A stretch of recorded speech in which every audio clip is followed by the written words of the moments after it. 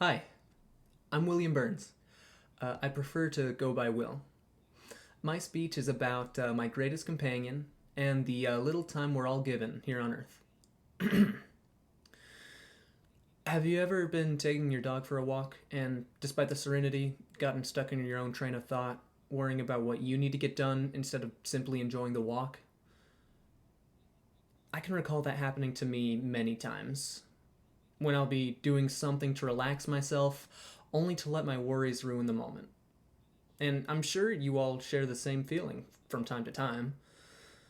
The topic of my speech regards mortality, and the main points of my speech are to value what little time we have and to spend as much time as you can with your family and loved ones, because one day you will never be able to spend time with them again.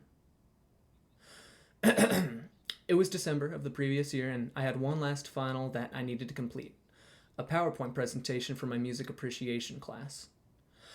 I'd gotten the bulk of it done, but I had work in the early morning, so I decided to complete it tomorrow evening. Getting ready for bed, I hugged my dog, my sweet Scout, the kindest Australian Shepherd, a bit tighter than usual. In the morning, he was to have exploratory surgery to determine if he had cancer of the intestine, how bad it was, and to determine his quality of life post surgery. He hadn't been eating very well the past few weeks, and he would occasionally vomit, and he was losing a lot of weight. Despite that, he didn't appear to be in any pain, and he was always eager to walk, run, play, and be merry.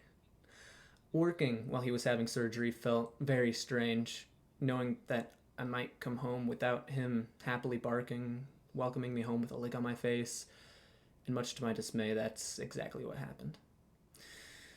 When I had arrived home from my shift, my mother and father were both sitting in the living room, and they offered me a glass of water.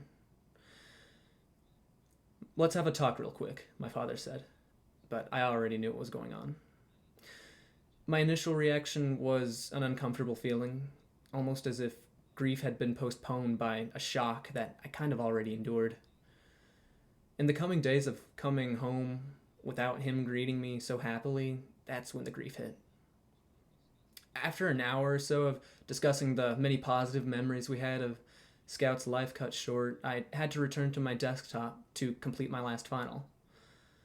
Those last few slides had about as much effort put into them as the previous slides, but that feeling of completing it didn't come with that sense of completion the previous finals had before.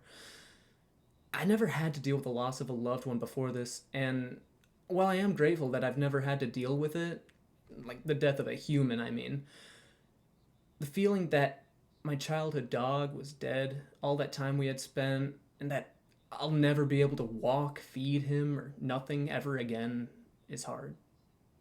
Before I conclude, let me say what I'd like those listening to take away from this speech.